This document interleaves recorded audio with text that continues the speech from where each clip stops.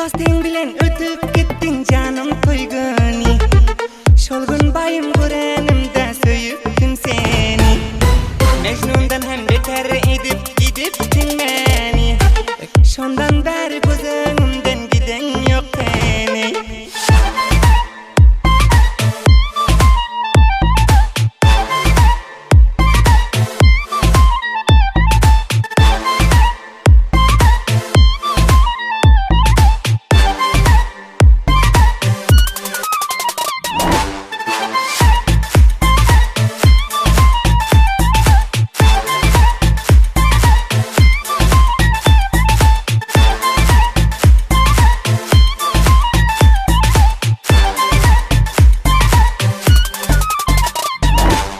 Gece göze uyku gelmez göresim gelip, uyuyasam dişe giryen ayağını bulup.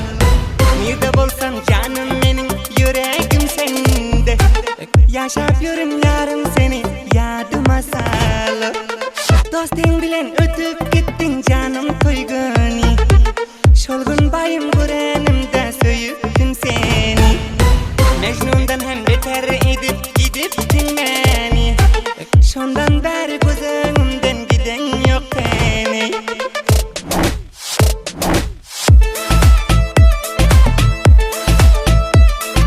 Muhibbeler inişler yani yeter. Yazı kızılın değil. Şimdi alçıdan şükürden ekrandan ele getirmesinler. Yakmagin ey güzel Gülşah Mehmet hoş hali.